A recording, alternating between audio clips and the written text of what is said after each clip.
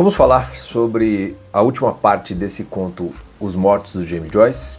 É essa parte final que transforma o conto em algo muito maior e melhor do que ele vinha sendo. Não que o conto fosse ruim antes, não se trata disso, mas é realmente a construção com que ele vai nos conduzindo para que a gente possa experimentar esse final que é realmente sublime. É um final que desarma o leitor, junto com o protagonista da história, que é o Gabriel. E você vai entender que de certo modo precisaríamos ter passado por tudo que a gente tinha lido antes, né, para se entender isso daqui. Porque desde o primeiro momento eu estou falando para vocês do Gabriel, né, ele entra no jantar, no baile, o ponto de vista é todo dele, né, e ele se depara com o jantar, ele se dá conta, putz, errei na mão no meu discurso, né, eu vou falar de coisa aqui para o pessoal que não vai entender nada disso. A gente viu que ele retira a citação do Browning, né, do Robert Browning, que acho que é um verso, no qual ele diz assim: você tem que sentir a música e a música está sendo torturada pelo pensamento. A gente acompanhou, né, o Gabriel sendo torturado pelos seus pensamentos e de certo modo não aproveitando plenamente a festa, o que vai ficar muito evidente porque a forma como ele aproveita a volta para casa, né, acompanhado da Greta, o finalzinho da festa, nos mostra então alguém que já não está mais sendo torturado por absolutamente nada, né, por alguém que está inteiro, enfim, diante de algo, né, ou vivenciando algo de uma maneira mais plena e mais completa. Nessa fase final, aqui a gente está totalmente no olhar do Gabriel. Já estávamos antes, mas a gente, né, tem personagens entrando e saindo na história, mas aqui nós estamos inteiramente com ele, né? E de repente a gente vai ver que se aquietam todos esses pensamentos, né, e vai despertar dentro dele por um afeto, por uma ternura pela esposa, toda uma lembrança, não é uma nostalgia do que eles viveram, porque é como se fosse... Eles continuam vivendo aquilo que é a razão pela qual eles ficaram juntos, porque casaram, pela lua de mel. Tudo vai vindo num fluxo de memória, que ele vai se lembrando de tudo isso, não como quem sente a saudade, mas como fica muito feliz de poder ainda viver isso, de ainda sentir como sentia no começo, né, com uma paixão, de uma maneira serena, de uma maneira calma, de uma maneira muito comovente. É muito difícil você não se encantar com o Gabriel se encantando com a Greta nesse final. E vamos então para a parte que interessa do livro, que é justamente quando está todo mundo se despedindo e o sujeito lá que canta, e mais alguém está tocando um piano, ele está cantando uma música, e aí o Gabriel vai procurar pela Greta e ele vê a Greta parada na escada, escutando a música. Vamos ler aqui porque eu acho que vai ficar mais legal. Gabriel não fora até a porta com os outros, ficou num recanto escuro do vestíbulo, olhando para o alto da escada. Perto do primeiro patamar, também na penumbra, havia uma mulher. Não podia ver-lhe o rosto, mas distinguia as faixas rosa e marrom do vestido, que a sombra transformava em branco e negro.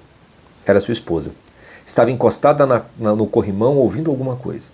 Surpreso com aquela imobilidade, Gabriel procurou também ouvir. Mas não se escutava nada, a não ser o rumor de risos e vozes na entrada, alguns acordes de piano e uma voz de homem cantando. Deixou-se ficar na obscuridade do vestíbulo, tentando captar a área que a voz interpretava e contemplando a mulher. Havia graça e mistério em sua atitude, como se ela fosse uma figura simbólica. Perguntou a si mesmo o que simbolizaria uma mulher, imóvel na penumbra de uma escada, ouvindo uma distante melodia.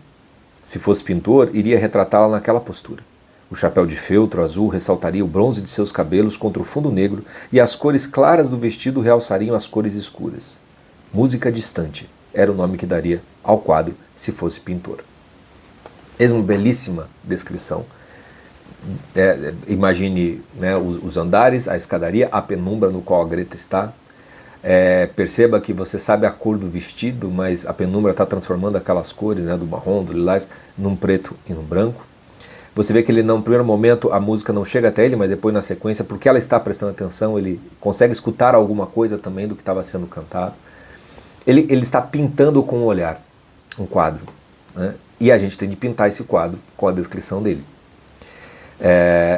E o título que ele dá à música distante é muito interessante, porque ele percebe na figura da Greta alguma coisa simbólica, uma distância dela também, não apenas da música que está distante deles, mas algo nela, né? O que simbolizaria uma mulher imóvel na penumbra de uma escada ouvindo uma distante melodia?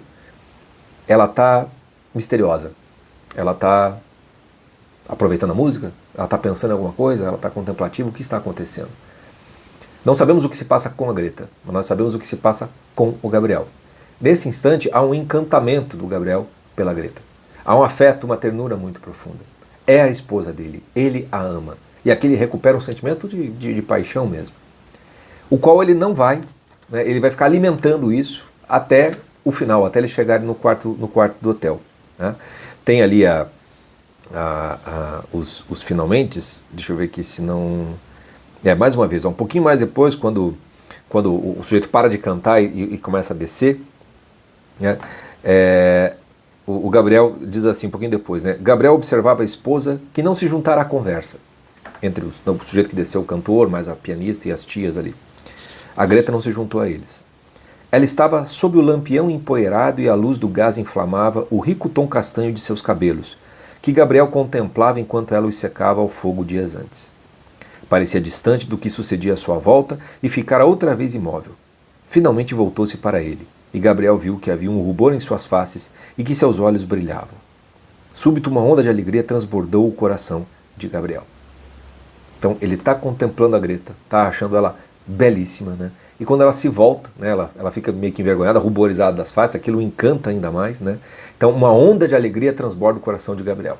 Vejo que o torturado pelo pensamento, o incomodado, que fica pensando demais nas coisas, agora desapareceu. Gabriel agora é todo olhares para a Greta. Ele é todo alegria pelo amor que sente pela esposa, né? Pelo encantamento de estar com ela. A sequência, a Greta pergunta qual era a música que o sujeito estava cantando, e o sujeito responde, The Lass of Aughrim. Né? Ela desconversa, não me lembro dessa música. Aqui eu faço uma sugestão a vocês. Tá? Vocês já leram? Releiam a partir de agora esse trecho, ou mesmo já na parte da escada ali, escutando The Lass of Aughrim. É facinho de você achar várias versões no Spotify. Acho que a primeira que aparece, acho que é a que está mais bem gravada ali, que tem, e até um pouco mais modernizada, assim. É uma lindíssima música. Uma música linda, ao mesmo tempo triste, uma música que convida a uma introspecção, que eu acho que combina muito com o que a Greta está aqui vivendo. Né? Porque ela está meio introspectiva. Né? Ela ficou parada na escada, ela não se junta com o pessoal, ela fica, né, ruborizada quando percebe que o Gabriel está prestando atenção nela. Ela está no universo interior dela, ela está num outro mundo aqui. E o Gabriel está esfuziante de alegria com tudo isso. No retorno que eles fazem para casa, né, como é que se diz? Uma carruagem, né? Eles pegam uma carruagem para voltar para casa. Vai ter alguns outros momentos, vou ler mais um trecho aqui que eu acho que vale a pena. Greta apoiou-se em seu braço para descer e, quando ainda pisava no estribo, despediu-se dos outros, depois que eles chegam no hotel. Né? Repousava de leve no seu braço, com a mesma leveza que dançara com ele algumas horas antes. Sentia-se feliz e orgulhoso. Feliz por ela lhe pertencer, orgulhoso de sua graça e madureza. Mas agora, após tantas recordações, o primeiro toque de seu corpo perfumado, estranho e harmonioso, despertou nele uma pungente sensualidade. Envolto no silêncio em que ela se abrigava, Gabriel estreitou-a contra si. E enquanto esperavam na porta do hotel, sentiu que haviam escapado da rotina cotidiana. Fugido do lar e dos amigos, atirando-se exultantes e ansiosos a uma nova aventura.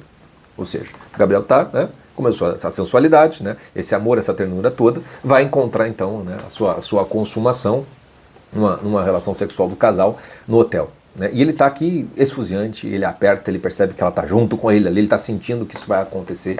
Né? E é com esse sentimento que, se você está imaginando direito, você está indo pro quarto apaixonado pela Greta, né? Junto com o Gabriel. Né? Meio, não sei se comovido talvez seja um pouco demais, mas encantado, pelo menos. Né? Não parecia que a história chegaria nesse ponto aqui. Então tem esse enlevo, né? Parece que é uma história de amor no final das contas, que vai acabar muito bem. Né? E a construção de tudo que tinha antes, agora de repente parece que ganha uma integridade, uma unidade maior. Só que aí vem o estilo James Joyce de jogar água na fervura. Né? Eu digo que o Joyce, nesse livro, nos demais contos do Dublinense, eu brinco que ele escreve com uma faca guinso do lado, porque todos os contos, no final, ele chega e corta a história, seja terminando-a brutalmente, assustando o leitor, seja tirando o doce da nossa boca, quando a gente parece que vai ter uma história mais alegre, vamos dizer assim, né? Mais viva, e de repente vem uma tristeza profunda, um corte, uma coisa mais deprimente. Né? E é mais ou menos isso que ele faz. Né? Porque ele está crente que a Greta está na dele e de repente E ele não sabe muito bem, tem toda aquela coisa meio masculina, deixa eu ver se eu vou fazer um movimento, não vou, faço, não faço, aquele medo de estragar tudo nessa hora. E aí, de repente, tem uma hora que é até doloroso para quem é homem, é doloroso, né? Greta, querida, em que estava pensando? Ele pergunta para ela quando eles já estão no hotel ali, né? Ela está meio introspectiva ainda. E esse, Greta, em que você estava pensando? Ele tem certeza que ela vai falar alguma coisa tipo, em você, meu amor, na nossa vida, qualquer coisa que o vale. Tenho certeza que ele estava pensando isso. Não é dito no conto, mas tenho certeza que é isso que ele estava pensando. Né? E aí ela não respondeu, nem se abandonou por completo em seus braços. Era o que ele esperava. Tornou a perguntar brandamente. Conte-me, Greta. Creio que sei do que se trata. Do que se trata? Se ele está crente que ela vai jogar nos seus braços, é porque ele acha que ela está no mesmo, né, na mesma frequência, na mesma sintonia que ele está. Ela não respondeu imediatamente. Então, numa torrente de lágrimas, murmurou: estou pensando naquela canção de Lesa Volgren. E é um banho de água fria. De repente, a Greta está triste. Ela está chorando. Não é nada do que o Gabriel estava imaginando. Todo o sentimento, toda a alegria dele vai por água abaixo, literalmente agora, porque a Greta estava a léguas de distância dele. Aquela música distante é também a distância da Greta, de certo modo, não só da música, mas dele também, do sentimento dele. E isso vai feri-lo, vai ferir o Gabriel aqui. Né? Aí vem a cena mais dramática, né? Libertou-se dele e correu para a cama, agarrando-se às grades, ocultou a cabeça entre os braços. Gabriel ficou paralisado por um momento, perplexo, e depois a seguiu. Ao passar diante do espelho, viu-se inteiramente refletido nele, o peitilho da camisa esticado sobre o tórax largo, o rosto cuja expressão sempre o intrigara, os óculos de aros faiscantes. Parou alguns passos longe dela e perguntou: o que há com essa música? Por que a faz chorar? Ela ergueu a cabeça e enxugou os olhos com as costas da mão, como uma criança. Com suavidade maior do que pretendia, Gabriel insistiu: por que, Greta? Estou pensando em alguém que há muitos anos costumava cantar essa canção. Quem é? Perguntou Gabriel, sorrindo. Alguém que conheci em Galway, quando morava com minha avó. O sorriso desapareceu do rosto de Gabriel. Uma cólera surda tornou a se condensar no fundo de sua mente, e a chama escura do desejo voltou a latejar com fúria em suas veias. Alguém por quem esteve apaixonada? Perguntou em tom sarcástico. E aqui a sua imaginação precisa imaginar os tons de vozes. A forma como a Greta está falando, a tristeza que ela está falando, mas também com uma abertura de coração, com a sinceridade.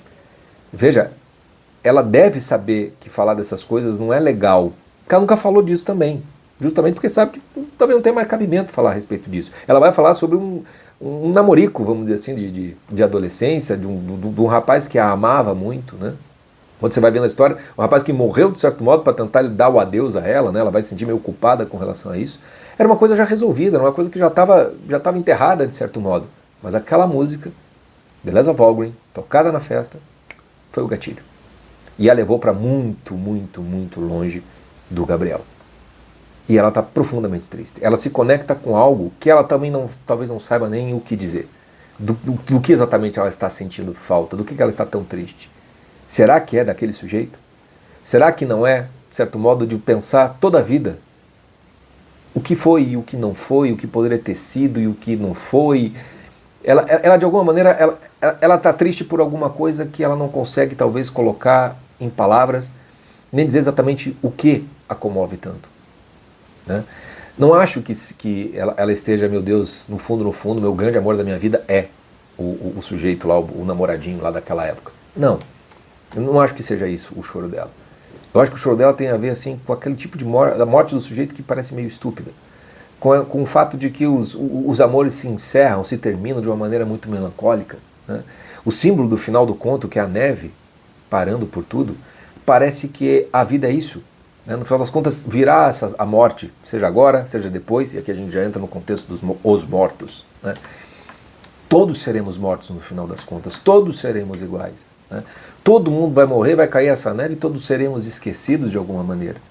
Esse choro dela aqui é como se fosse um choro de incompreensão, mas também de recusa, de que não é possível que tudo termine desse jeito, dessa maneira insensata, com essa morte meio besta. Não acho que ela esteja chorando pelo amor que não viveu do rapaz, ou pelo sacrifício que ele fez, ou por uma culpa que ela sinta. Talvez tudo isso possa até estar um pouco misturado aqui, mas mais do que isso, o gatilho foi para alguma coisa que parece que a vida vai ser vivida, a gente vai ter nossas histórias, os nossos amores, as nossas experiências, mas virá a morte recobrindo tudo como a neve. Que sentido tem tudo isso?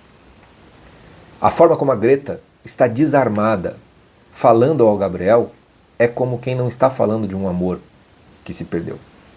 É como se alguém estivesse falando uma pergunta: o que é a vida? Quem sou eu? Quem é você? Como é que faz para ser feliz? Sei lá, qualquer coisa assim. E é óbvio que o corte aqui, aquilo que o Gabriel sente, você volta a sentir também, porque você fica bem chocado. E a raiva, você compreende perfeitamente. Se você está se conectando com o Gabriel, com todo o sentimento, você também vai ficar frustrado, vai ficar com uma certa raiva, né? Vai começar a falar com sarcasmo, porque ele fica puto, ele começa a fazer umas perguntas com sarcasmo, querendo saber, tá, é esse cara que você ama então, no fundo? É isso? Você está me traindo com o morto? É compreensível demais a reação do Gabriel. O que talvez a gente não tenha experiência de vida suficiente, e aqui o conto ajuda você a formar o seu imaginário a respeito disso, é o tipo de desarme e de falar do coração que a Greta está fazendo aqui. A imaginação a respeito da Greta é de uma pessoa que, assim, Gabriel, não é que eu não estou nem aí com o teu sentimento, eu não estou nem aí para mim, eu estou te contando isso aqui porque essa vida é o Eclesiastes, né? Tudo é vaidade nessa vida, tudo vai se acabar desse jeito. Por que as coisas são assim? Por que a vida é desse jeito? E aí, né, quando o Gabriel vai caindo a ficha, né, tem uma parte que ele diz assim: Gabriel sentiu-se humilhado pelo fracasso de sua ironia e pela evocação da figura do morto, um garoto da companhia de gás. Enquanto vibrava com íntimas recordações, repleto de ternura, alegria e desejo, ela o comparava com outro. Uma humilhante consciência de si mesmo o assaltou. Viu-se como uma figura ridícula, fazendo de menino travesso para as tias, um sentimentalista tímido e bem-intencionado discursando para pessoas vulgares e idealizando seus cômicos desejos o lamentável pretensioso que vira de relance no espelho. Instintivamente voltou-se contra a luz para a esposa não ver o rubor que se alastrava em seu rosto. Procurou manter o tom de frio interrogatório, mas sua voz soou humilde e indiferente. E daí ele vai perguntar se ela estava apaixonada pelo cara naquela época. E ela só vai dizer: a gente se queria bem, mas não é esse o negócio, não é isso que está pegando aqui, Gabriel. Né?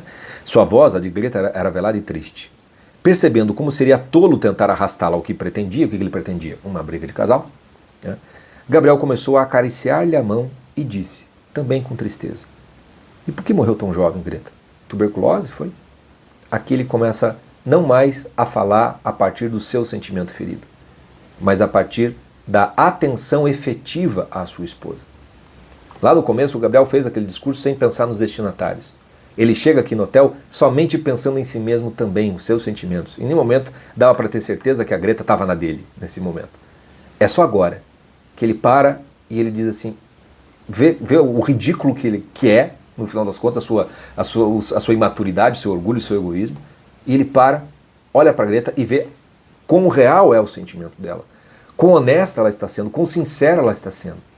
E aí ele começa a conversar como quem quer compreender a esposa. E ele pergunta do que ele morreu. E dela vai falar, acho que foi pela minha causa. Ao ouvir a resposta, um vago terror apossou-se de Gabriel, como se no instante em que esperava triunfar, um ser impalpável e vingativo reunisse forças em seu mundo obscuro para se levantar e se atirar contra ele. Mas com o esforço da razão afastou esse sentimento e continuou a acariciá-la. Não perguntou mais nada, pois sabia que ela contaria espontaneamente. A mão dela, quente e úmida, não correspondia ao seu afago, mas continuou a acariciá-lo, como fizera com a primeira carta para ele naquela manhã de primavera. Isso aqui é sublime. Uma das recordações que ele teve é dessa carta de uma manhã de primavera, que é o começo do relacionamento deles. Aqui é como se o relacionamento estivesse recomeçando, começando de novo. É como se aqui fosse um novo casamento acontecendo. Porque aqui ele está realmente prestando atenção nela, ela está realmente se abrindo para ele. É como se fosse essa carta de novo. É como se ela estivesse querendo dele o acolhimento que ela precisa nesse momento. A pergunta que o choro dela é assim, o amor é capaz de vencer a morte? Só quem pode responder com amor é o próprio Gabriel. Ele tem que lutar com a sua imaturidade, com a sua criancice, com o seu egoísmo, com o seu orgulho, e ele começa então racionalmente a tirar isso de lado e a prestar atenção nela, na mão dela. Né? E isso faz com que a própria lembrança de antes devolva a ele não aquela alegria, mas de alguma maneira o afeto, a ternura e o amor que verdadeiramente sente pela Greta. Né? Então você tem, a Greta vai contar toda a história, eles vão conversar um pouco, né? Ela vai chorar mais ainda, né? Aí vai dizer assim: prostrada pela emoção, atirou-se na cama com o rosto para baixo, soluçando. Hesitante, Gabriel continuou a segurar-lhe a mão, e então, com pudor de imiscuir-se em sua tristeza, deixou-a cair e caminhou sem ruído até a janela. A Greta então adormece e vem a parte final, que é o Gabriel contemplando a neve. Não a sua solidão, porque ele não está sozinho. Ele está ali com a Greta, que está triste. Eles estão juntos.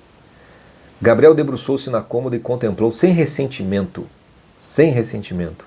os seus cabelos emaranhados, a boca entreaberta, ouvindo-lhe a profunda respiração. Então havia esse romance em sua vida. Um homem morrera por ela. Quase já não o magoava pensar no pouco que ele, marido, representava em sua vida. Observava enquanto dormia, como se nunca houvessem vivido juntos. Seus olhos curiosos fitaram longamente o rosto e os cabelos, e ao pensar em como ela devia ser naquele tempo, no tempo da primeira juventude, uma estranha, sincera piedade pela esposa invadiu-lhe a alma. Não ousava dizer, nem para si mesmo, que seu rosto já não era belo, embora soubesse que já não era o rosto pelo qual Michael Furey afrontara a morte. Ele está vendo a velhice da Greta, o quanto ela já envelheceu, do quanto ele também está velho. Ele não se reconhece no espelho, de certo modo ele também não reconhece nem a própria Greta, é como se ele a estivesse vendo pela primeira vez. É como se ele estivesse vendo a realidade do relacionamento, que talvez tenha muita coisa entre esses corações, entre esse encontro real dessas duas almas. Talvez não lhe tivesse contado toda a história. Seus olhos moveram-se para a cadeira sobre a qual ele atirara algumas roupas. Um cordel da anágua pendia no chão. Uma bota estava em pé, o cano dobrado para baixo, a outra tombada de lado. Pensou no tumulto que o agitara uma hora antes. De onde surgira aquilo? Da ceia, do tolo discurso, do vinho, da dança, da brincadeira quando se despediam no vestíbulo, do prazer de passear pelo cais sobre a neve? Pobre tia Júlia. Ela também logo seria uma sombra, junto às sombras de Patrick Morgan e seu cavalo. Surpreendera esse fúnebre presságio em sua face, quando ela cantava. Muito em breve talvez estaria sentado no mesmo salão, vestido de preto, o chapéu de seda sobre os joelhos. Os reposteiros estariam cerrados e tia Kate, sentada a seu lado, chorando e assoando o nariz, iria contar-lhe como tia Júlia morreu. Revolveria o cérebro à procura de palavras que pudessem consolá-la e só diria frases fúteis e vãs. Sim, isso logo iria acontecer. O ar gélido do quarto o fez estremecer. Deslizou cautelosamente sob as cobertas e acomodou-se ao lado da esposa.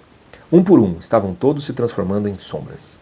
Seria melhor precipitar-se na morte, no apogeu de uma paixão, do que extinguir-se e murchar lentamente com a velhice. Pensou como aquela mulher, adormecida a seu lado, ocultara por tantos anos a imagem do seu amado a afirmar-lhe que não queria viver. Um pranto generoso invadiu-lhe os olhos. Nunca se sentira assim por uma mulher, mas sabia que isto era amor. As lágrimas cresceram nos olhos e ele imaginou ver na penumbra do quarto um jovem parado sob uma árvore encharcada. Outras formas pairavam ali. Sua alma cercava-se da região habitada pela vasta legião dos mortos. Pressentia, mas não podia apreender suas existências vacilantes e incertas. Ele próprio dissolvia-se no mundo cinzento e incorpóreo. O mundo real, sólido, em que os mortos tinham vivido e edificado, desagregava-se.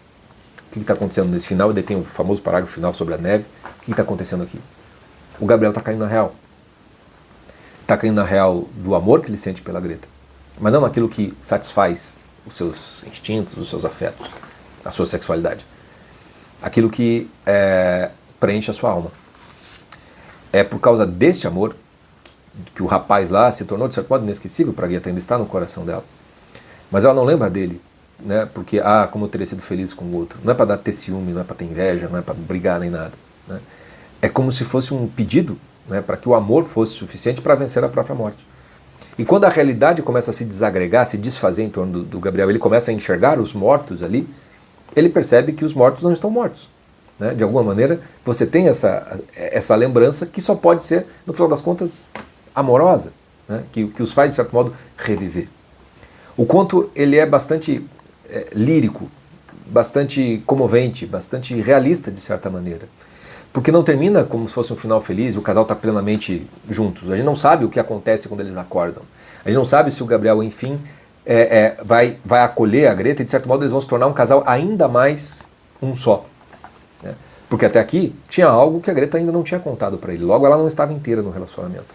Né? E, de repente, o Gabriel, porque ela faz esse movimento, de repente, ele percebe o vazio que é ele mesmo. O quanto ele não se reconhece no espelho. E o quanto ele ama a Greta.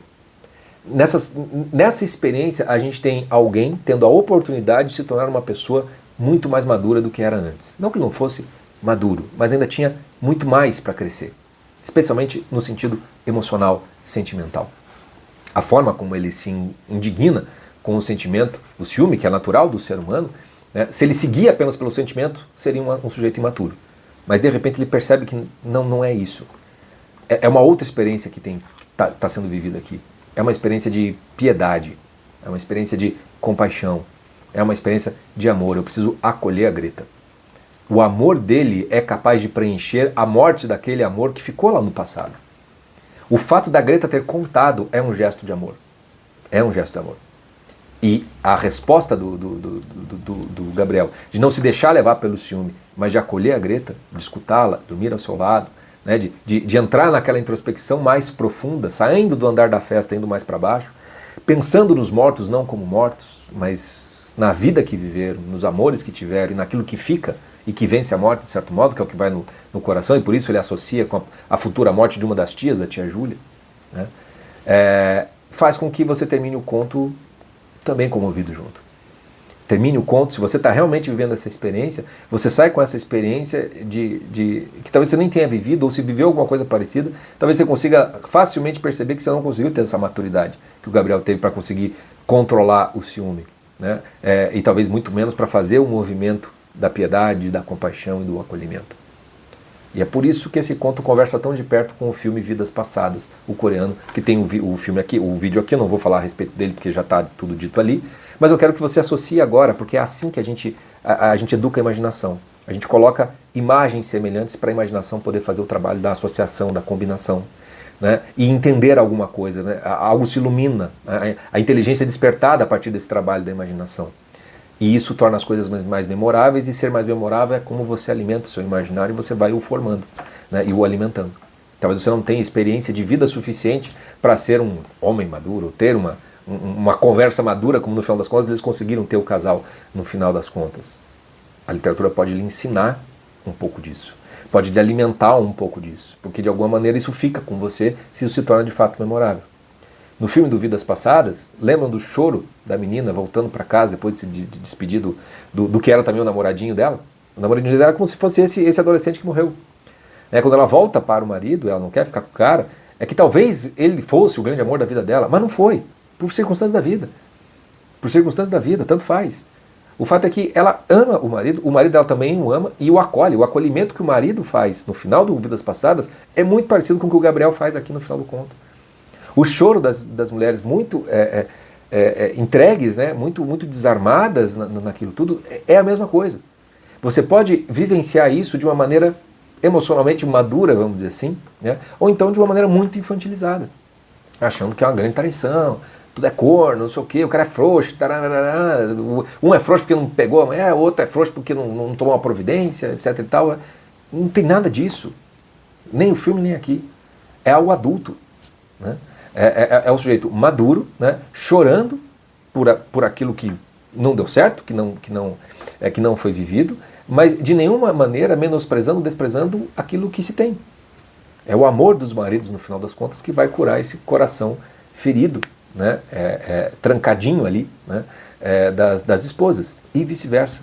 Esse movimento, né, do homem para em direção à mulher, esse movimento de acolher essa grande dor, né, faz com que, obviamente, o retorno da mulher fará com que o homem se torne também alguém muito mais amado a partir disso. O conto, Os Mortos, ele tem... O grande sentido dos mortos aqui também tem a ver com todos os contos anteriores, mas como eu disse, a gente só leu esse conto, eu não vou fazer o comentário sobre os dublinenses, né, sobre essas camadas que tem também no conto a respeito que se conecta com as outras histórias. Vamos ficar só com a ideia do conto mesmo, desse final, onde todos os mortos, de certo modo, retornam, não como aqueles que foram, mas que de alguma maneira permanecem. Né? Permanecem como? A partir do quê? De qual olhar? Né? É esse olhar de uma certa maturidade com relação à vida. Né? Esse olhar que sabe que só o amor faz justificar, né? Que a gente viva sabendo que vai morrer no final das contas. E quando você tem uma realidade do amor retratada de uma maneira tão real, tão bem encaixada como tem nos Mortos, como tem também no filme do Vidas Passadas, essas preciosidades a gente não pode só passar o olho, ler como quem lê o jornal, assistir como quem assiste qualquer coisa só para se entreter. Não.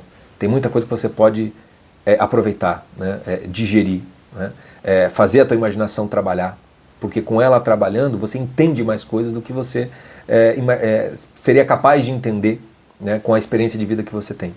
Né? E com isso o teu imaginário começa a ser melhor alimentado, você começa a reorganizar melhor as coisas, começa a entender melhor certas coisas, certas experiências, consegue até dar nome para coisas que antes você nem sabia que precisava dar nome.